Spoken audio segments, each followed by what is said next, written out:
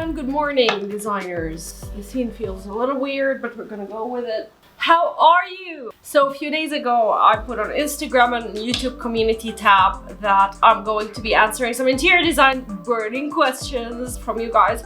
And this is what I'm gonna be doing today. So pardon me for reading from my phone, and also I need to wear my glasses because I get a migraine when I don't. A migraine and then a twitching eye. Very fun. All right. Let's start with the YouTube tab. This is where I'm hosting this video. So I will not answer all of the questions, but I'll try my best to answer most of them. First question is from Rayda. Hi Rayda, how are you? How to be cultured in interior design field, especially if I'm a fresh graduate and I don't have any experience. Okay. So, thank you so much for the great question, and the answer to this question is actually two things. So, reading and knowledge and seeing videos online about interior design does help you a lot. However, if you don't do, you'll never learn. Sometimes you just have to get yourself into the situation and figure your way out. This actually applies to everything in life. For example, I've been asking people about how to start a YouTube channel, and you can hear theory all you want until you dip your toes in the waters of YouTube or on interior design. You can know something up here, but until you actually put it into action and do the work, you're not going to be able to help anybody else do it or solve the problem. That is the ultimate way to learn anything, especially if you're fresh graduate. Offer someone from your family or someone from outside, offer them your services for free. I'd like to take this project from you and I'll do it for free. I'll design for free. That will sharpen your skill. Your first project will let you know how hard it is to be a designer, and it will kind of help you apply everything that you freshly learned into the field. And the sooner you do this, the better. I'm not saying at all that you shouldn't be charging money, and I'm not saying that your services are not valuable. It's the exact opposite. Interior designers should be paid a lot more than they already are right now. I'm just letting you know that it's the Gary Vee rule. So you do things for free to kind of get things back in return. By you get things back in for free, I mean you get knowledge for free, you get experience, which is very, very valuable. Any experience you get in the beginning of your career is priceless. Just make sure that you start out the transaction, not the other way around. When you offer it, the whole transaction feels okay because you offer this service, you're trying to get experience. If you tell me, why would I spend my time? Time is money, and why would I spend my time on a project? Let me tell you, pay for a university degree to get it. This is a lot more important than the university degree, is getting into a field. I mean, if you watch Mr. Kate, hello, Mr. Kate didn't even study interior design. Not have my certificate. I haven't taken a test. You have to take a test in order to get approved by the National Board of what is it called? Let me consult my notes. See, I'm not one, so I don't even know what it is. You have to pass the National Council for Interior Design Qualification exam. I didn't do that. She did courses, I believe. I'll link the video of how she became an interior designer down below. But the thing is, she practiced and now she has her own style and she's popular and she knows exactly how to make spaces look amazing. Practice.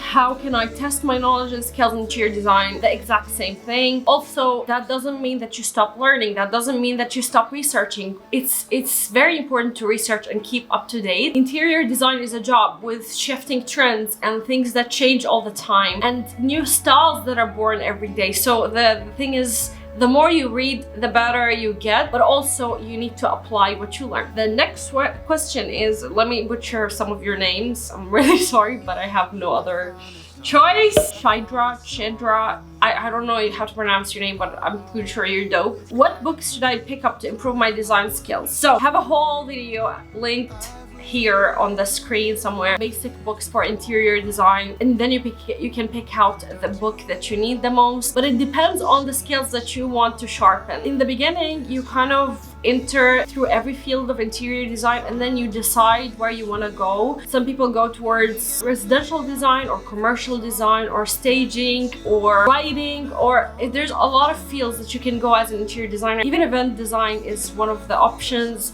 So it all depends on you and your preference, and the more things you try, the more you will know what you want in the future. What are the most important skills that you think an interior designer should have, or the skills that you develop I think it again depends on the field that you want to go in. A very, very valuable skill is being able to sketch on the go, like in the minute, while you're in the meeting, being able to pull a paper and pencil and kind of, or a pen or whatever that you use, and then kind of sketch for the client what vision they have in their mind. Then they will see that you kind of understand what they want from their space.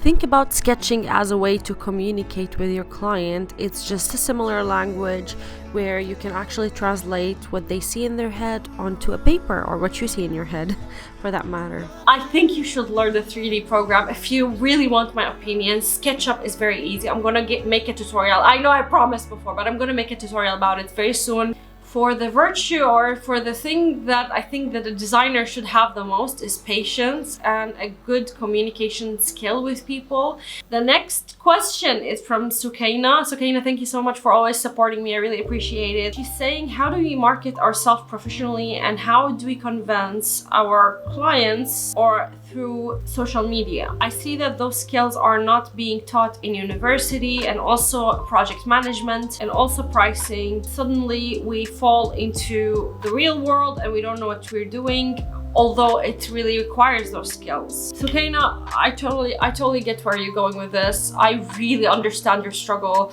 Marketing is really important, and it's really hard to do, especially in a very saturated world, social media. To be honest with you, it's about finding your voice. I still haven't found mine, just being completely honest with you. However, I think the most important way to stand out is to find your own voice, find your own little niche. The more you specialize in something, the more likely you are to become one of the leaders in that niche. Does that make sense? So first of all, specialize. Try to specialize as much as you can. I know marketing is hard, and the thing is, building a personal brand is really, really important for you to be able to market yourself. You want to market a brand that you build first. So build as much content as you possibly can. This is an advice for myself too. I know that I'm not amazing in it. The more content you create, the more you would know which direction you want to go towards. And this part is really, really important. Like, when you give value to other people through social media, they give something back to you, whether it's their attention or whether them recommending you to a client, a potential client of yours. So the thing is, give and you shall receive. This is the law of the universe, but also it's really, really important. And do it for the sake of fun. Project management, I'll talk about it in the end of the video. I'll talk about it with another question that I've seen from Instagram, so I'll talk about it. How many times can a client change their mind? Okay, this is a very important question. So, first of all, before you begin any project, interior design or not, please, I beg you, a contract. Yes, please. Contract that states exactly every single aspect of the project. One of the parts of the contract needs to be how many modifications that the client can possibly have. So there is revision 0, there is revision 1, and then revision 2 is something that they should pay you for. This is because clients often are influenced by a lot of voices and noises and Instagram stories. So they might see something that they like after you've finished your design, and then they're suddenly like, oh my god, I saw this and that, and oh, my sister told me that I should do this, and it's something that changes the very core of your design. And this is why you need to kind of make them focus on the goal. And yes, you want to design their dream space, but honestly, you will never finish a design if every time they hear about an idea, they come to you and they want to change the design. So you need to make them focus so you can finish with the project and they can receive something that they like. More often than not, they'll go to the first idea that they always had. To be honest with you, 99.9% of the time, maybe 80% of the time, clients change their mind and then they go back to the first idea that they have. So do not give more than 2 revisions. Make sure it's mentioned in the contract that you get 2 revisions, and then the third, which is revision 2, is where you get a percentage of the whole project and it gets added to the cost of the project. And this is very, very important. I cannot emphasize to you how important it is. For online courses, I got this question from Sukaina, and I got this question multiple times on Instagram. Instagram. So what I want to tell you is actually in 2020 I'm going to have a course on my website where I share my knowledge with you, so look out for that. I'll give the exact date on my social media and I'll give the exact date on my website, so stay tuned for that.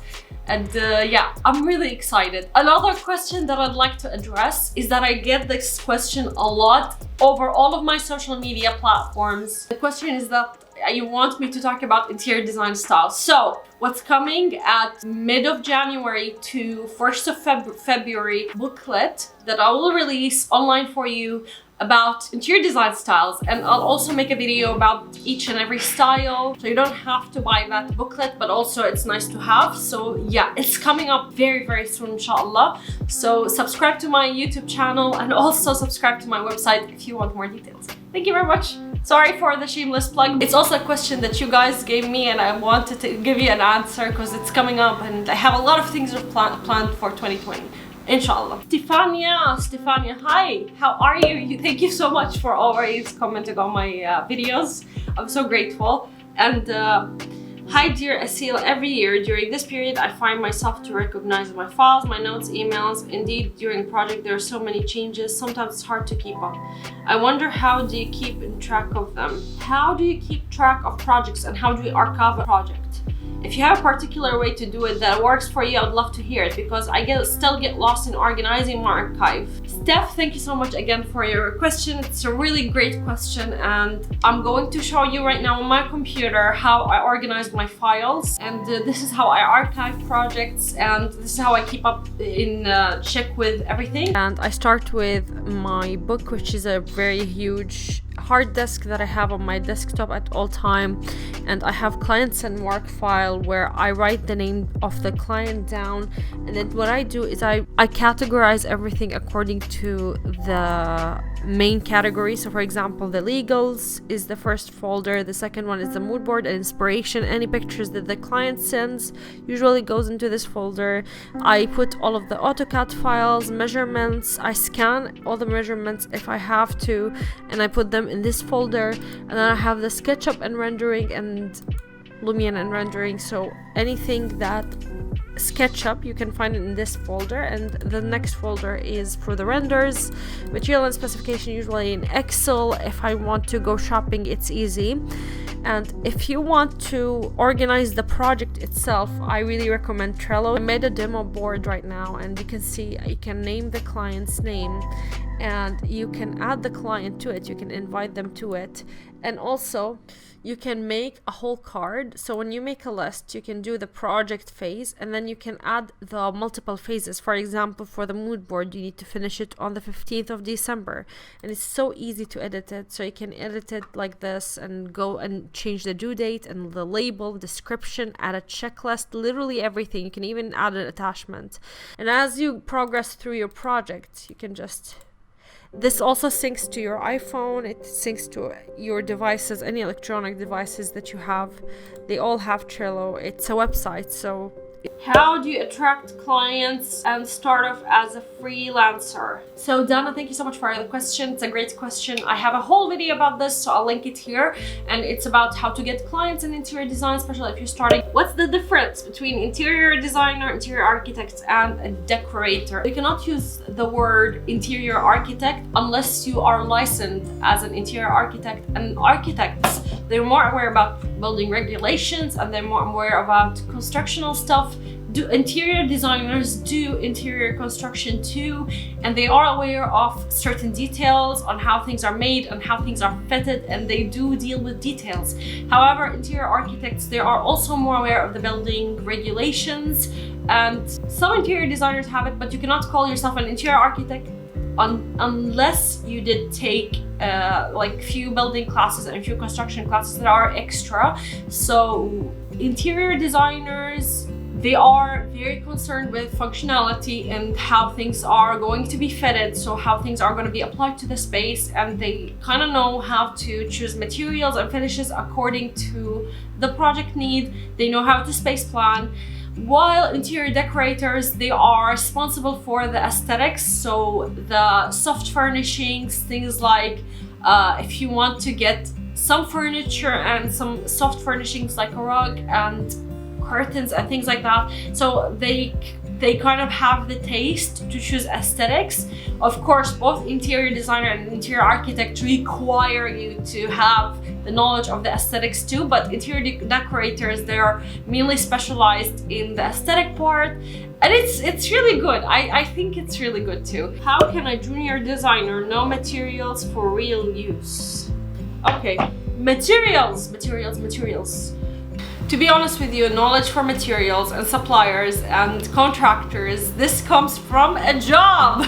It's very important to me. This is my personal opinion, and take it or leave it, it's totally fine. But the thing is, what I think is that it's so important to join a fit-out company if you want to continue as a freelance designer. Because when you join a fit-out company, actually dealing with contractors, they're dealing with people that supply the materials that you need, Parquet company that you always use, or tiles company, and since they already have set the standards and the qualities, what you can do is deal with these people in the future. Of course, some companies might have a problem with that, but if you're your own entity, nobody can tell you no. Like, this is a person that providing a service. This is how you get most of the knowledge. There's also another way to do that if you don't want to get a job and you want to start on your own, which I don't really advise because you do need that contact in the beginning. What you can do is actually go to the markets that sell the interior materials in your country, wherever you're located. For example, if you go into the UAE and you go to Dragon Mart, it's for also building materials, so you can go and see and check what materials they have. And also there's like very high-end companies, and there's like the middle priced, so rack ceramics for ceramics, or there's a billion different resources.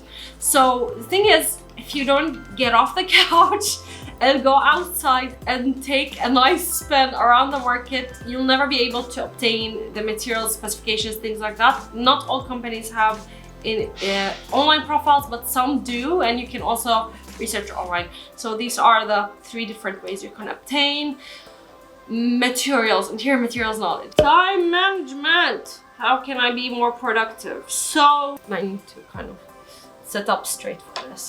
I still struggle with time management. I work for myself, on my own, by myself most of the time, 24/7, and I kind of need to keep up with my time. So the key is to prioritize what you need. So for example, if you're working on a certain project and this project is a priority for you, the deadline is coming up, then you need to prioritize that project. The thing is, there's a lot of tools that can help you prioritize those things, and one of those tools is Google Calendar. If you do write down every single task, every week you write down every single task that needs to get done this week, and then you go to Google Calendar and then you do time blocking on that Google Calendar where you prioritize the projects the most, and then you know each and every hour you are spending is going. You should do a class. Thank you. Your aesthetics are amazing. Thank you so much. I really appreciate it. It's coming up in 2020, inshallah. How did you learn to be so good at drawing and rendering? I'm thinking about outsourcing. Great question. So, first of all, how did I learn to draw? I've never been without a sketchbook in my whole life. You can ask whoever you want. There's always a sketchbook in my bag. And anytime that I feel like I can pull it out and do something, scribble, sketch, write anything, I do it. And I think this is such an important thing to have, is that just practice whenever you can. That's for the sketching aspect of it. And I'm not amazing at it either. I just have my own style and I follow my own style, and I love imperfections. I feel like they are the core of any sketch. Rendering was always an issue. They taught us 3D Max in university and I hated 3D Max. I hated Vray so much, I still do. And I kind of found my own thing, and what I do is I use SketchUp. SketchUp is so easy and a tutorial is coming up for it. But also I found my own program that suited me better than Vray did, and that's Lumion. and I have a tutorial for Lumion, so I'll link it here as well. And Lumion is a software that makes rendering feel like a video game, so I don't get bored. You can see the materials being applied, you can see the lighting as you go, and I kind of need that. I don't like how Vray sometimes it takes you like 15 hours to render something and the lighting is off and then you need to do it all over again, while Lumion is a render as you go software. And there's a question, I believe, about Vray versus Lumion, and this is why I think Lumion is a great software to use if you want. It's all about finding what works for you. If you think outsourcing works for you, go for it, do it. But the thing is, in outsourcing, it's very, very expensive to render outside. So consider that within the budget of your project. Thank you for your question. How much did you earn on your first ID project? And was it a commercial or residential? Okay. It's weird to talk about money. It's very weird. I was with a company before, like literal project where I saw things being done from A to Z was with them. And this is how much I earned. And like I worked for them for 4 months and we finished one project. So, but I spent more money than I earned just on petrol and commuting and everything. And I'm really grateful. I'm grateful to have learned like the basics, I guess, with them. What are the best pens? Okay, that's a nice question. It's a nice break from interior design, but what are the best pens, felts, pencils, watercolor for rendering? The best pens and felts and pencils, watercolors, I will leave it here and also down below if you would like to purchase it. How do you make an interior design quotation? So I got a lot of questions about contracts and interior design quotations and invoices, things like that. So I'll make a whole video dedicated to this. I'm really sorry that I can't answer through the video, but honestly this video is already way too long and we kind of need to cut it short. So the other questions I got is about the lighting, the landscape, interior design styling, and I got, can you please talk about space planning and also dining room standards? And I got from Shahad versus Life, I got what is the hardest subject that you have studied in ID major? Okay, the hardest subject for me was without a doubt construction 1 and 2. It wasn't for me. It just simply wasn't for me, and I had to kind of force my brain to work on something that I didn't like, and it's something that I didn't like. You might end up really liking it, so do not base, like, I'm not saying it's hard or anything, it's just that my personal preference is that I do not like to deal with construction at all. And yeah, thank God I found a way to not deal with construction, and thank God that my husband is a person who is very aware of construction and he helps me with it all the time. So thank you, Ali. A really big shout out for my husband for teaching me a lot of these things without losing patience, because I really don't like construction. There is a question that has been addressed in a lot of messages, a lot of emails, a lot of comments. The next portion of this video I'm going to be talking in Arabic, and I'll give you a timestamp here to skip to after I finish talking in Arabic if you don't want to hear me talk in Arabic. كتير وصلتني مسجات، كتير وصلتني رسائل انه ممكن تحكي بالعربي او ممكن تترجمي فيديوهاتك للعربي. كتير بتمنى انكم تستوعبوا. صار لي فترة كتير في نزاع داخلي مع نفسي انه احكي عربي ولا ما احكي عربي، وما بعتقد اني حاحكي عربي بحياتي بالفيديوهات. اول سبب بدي احكي انه اول شيء انا كإنسانة كتير بحكي بالانجليزي، وهذا الشيء اللغة اللي بفكر فيها هي اللغة الإنجليزية. طبعا أنا مو إنه ما بقرأ عربي أو هيك، بس بالنسبة إلي لغتي الأولى بالانتيريور ديزاين بالتصميم الداخلي هي اللغة الإنجليزية. فبالنسبة إلي هو مو شيء نهائيا حابة أشتغل عليه صراحة. هاي أول شغلة. ثاني شغلة إنه التصميم الداخلي دائما أو غالبا يدرس باللغة الإنجليزية. فأنت كونك أو أنت إنه عم تدرس باللغة الإنجليزية وتيجي تتفرج على فيديو بالعربي، هذا الشيء ما راح يطور مهاراتك. بعدين مجالنا عبارة عن شغل مع مقاولين وشغل مع ناس كتير، مع استشاريين ومقاولين وحتى كلاينتس نفسهم، حتى العملاء تبعكم. نسبة الناس اللي بيحكوا انجليزي بالمجال تبعنا كتير اكبر من الناس اللي بيحكوا بالعربي، وطبعا هذا الشيء عادي. اللغة الإنجليزية حتى هي مو لغة الأجانب نفسهم. هلا الأجانب ممكن يكونوا فرنسيين، ممكن يكونوا من ألمانيا، وكل واحد عنده لغته، بس اللغة الإنجليزية هي لغة بتجمع الشعوب أكثر، لأنه هي اللي تدرس بالعادة، المناهج تدرس بالعادة بالإنجليزي.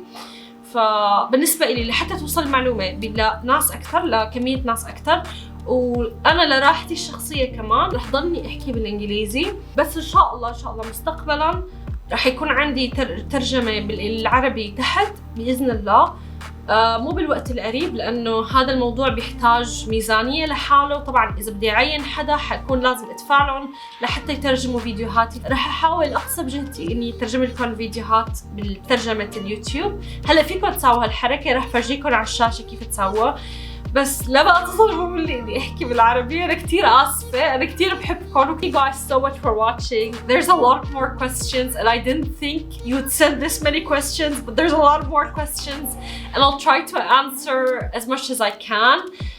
One question that I got that about interior design license or how to open up a freelance business in the UAE. I'll leave down below a blog post that I'll be writing today. And I will let you know exactly how to, go about that and what the authorities are and what options do you have, because this is the best I can do. But do try the DED Trader, do try Abu Dhabi. Thank you guys so much for watching. I really appreciate it, and I really hope that you have a great time of the day wherever you are in the world. Thank you so much for being here. Bye! I'll come to you. Hold on. I'll come to you. Goodbye.